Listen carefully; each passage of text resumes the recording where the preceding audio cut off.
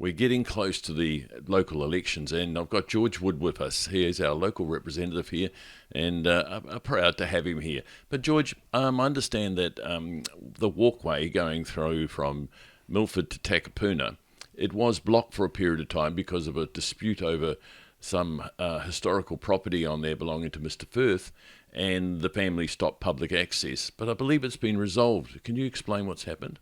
Well, it was resolved just before Christmas last year, and people have had access through there, but I don't think that's a permanent arrangement.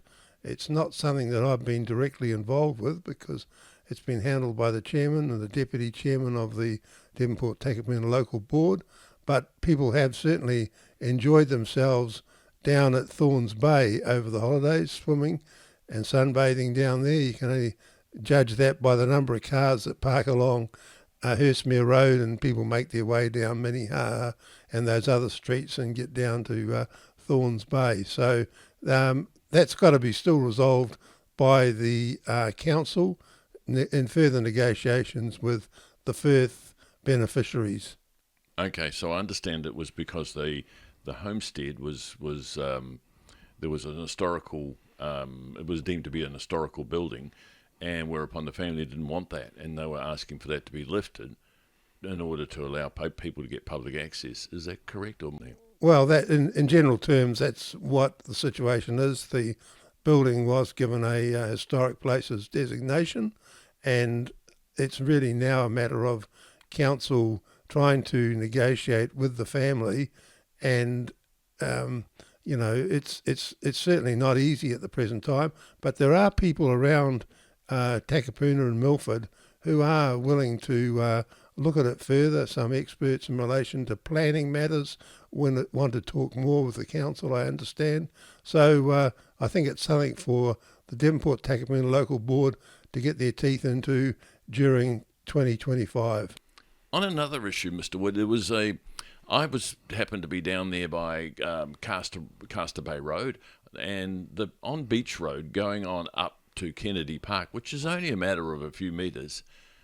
I couldn't believe it. There would have been at least 300 cones. And you can see on the video that I've actually got here, they were just enormous amount of cones, and nobody was working at the time. You could see someone had done some grass cutting along the side, but nothing was happening at the time. It was just seems to be there to obstruct drivers. Why is this, Mr. Wood?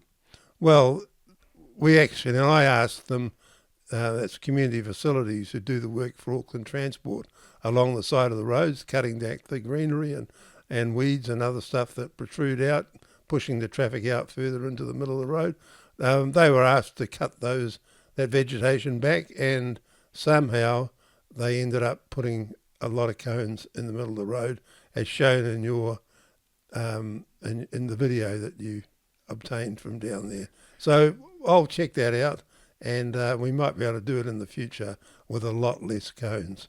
Oh, because my next question was, do you think there was too many cones? And obviously you do. So thank you, Mr. Wood. That would be appreciated on behalf of all the constituents in this area. We got too many cones here. Well, I was very surprised when I saw your video, and good on you for being down there out and about and getting some video of what was happening there. Yeah.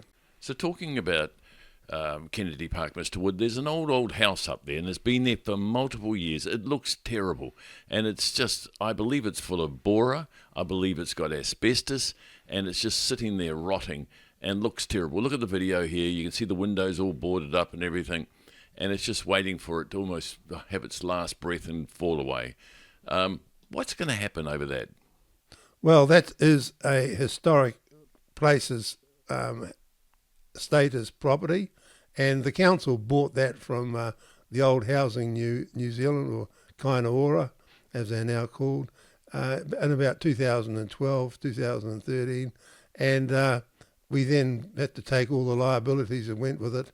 It's as you say, it's got a lot of problems in relation to the water tightness. It needs a new roof, and that is what we're now proposing. We had a workshop. You're going to spend money on it? Yes, we had a workshop with the people who do the work, community facilities of Auckland Council, and they said that they would get a contractor to look at it and decide what it's going to cost, How much of our money are you going to put into that? I would say it'll be upwards of towards $1 million to get that place sorted out, but it's something that we just can't walk away And what's from. its purpose once you do it?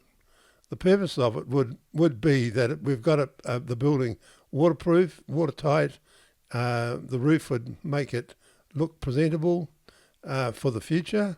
And if we could find an organisation that was interested in using it for community purposes, we would negotiate with them. They would have a place that they would have to upgrade the internal part of the house, but they would be able to use it for their particular. So currently, there's no benefit to the ratepayers for this expenditure. Oh yes, there is a benefit. You've got a house which has a lot of historic value because it was used as a barracks building in the time of the Second World War when there was a coastal defence unit at Kennedy Park, and they used it. It was the last remnants of the camp that was there, and we think that it certainly has that historic status, and we'll make it so that it's there for the future. So the other point is, while we're up at Kennedy Park there's those the stairs of doom. There's stairs that go down to a little tiny beach down the bottom, which I believe really only gets used for people who want to do exercise. Is that correct? Or what's happening to those stairs? I believe they've been smashed up by Mother Nature, 3 times or twice now? Yeah, look, they were hit by Cyclone Gabriel, I think it was, start of 2023, and the bottom part got smashed up. They'd only been there a year, hadn't it? Well, it'd been there a bit longer than that. It'd been a few years, but obviously they weren't attached to the rock at the bottom of the cliff good enough, and so they've put strain on the rest of the structure. The council officers have looked at it, and they're confident that they can repair it and make it so that it's in a reasonable state. They'll also put some drainage work along the cliff top to stop the stormwater barrelling down there when we have a storm event, and they'll come back to us in late February, March this year, 2025, and they'll give us an update on what the way forward is and what it's going to cost. And what benefit will that be for our expenditure, our ratepayers' expenditure? What benefit will they get? Well, there are, despite the fact that you may have concerns about, what the long-term benefit is, as you say, there are a lot of people that use it to make their way up and down from the beach at the back there. That beach used to be taboo because the wastewater from the treatment plant at Rosedale Road was released only 150 metres off the beach at that point. Now it's not. It's a good place to swim at the various tides, and I think in the future it'll be used as it has been used over the last 4 or 5 years. Thank you, Mr. Wood. Now, just one other point. I believe that the infrastructure of our community with the floods that occurred, has any work been? Is there any update you can give us on that? What's happened about it, and is it been fixed? Well, the thing we're trying to do is buy the houses that were put at risk by the floods in January 2023, and that's progressing, not as fast as I would have thought it should happen, but it's happening at the moment. There was a big meeting which the local MP and the MP from Northcote electorate held at the Milford Baptist Church end of last year, and I think a lot of people were quite surprised at where things are at the present time. They're talking about, is it possible to put a retaining lake in the Fred Thomas, A.F. Thomas Park, which is the golf course, next to the North Shore Event Centre, Event Finder Stadium. And if they do that, that could take a lot of water that comes down from the Glenfield area when we have bigger rain events, and they'll happen again in the future. So it's a matter of acquiring the properties along the Wairoa Creek through the Nile Road, between Nile Road and Shakespeare Road, looking at the Elmer Street Road Bridge, which deflects the floodwaters either side of it. And, we do have a plan at the present time, and let's see if we can get something happening. Has any decision been made? I mean, it's 3 years now. Has nothing happened yet? No, Max. Unfortunately, it's a matter of finding the funding. And I think funding is going to be quite an important issue that we've got to get sorted out.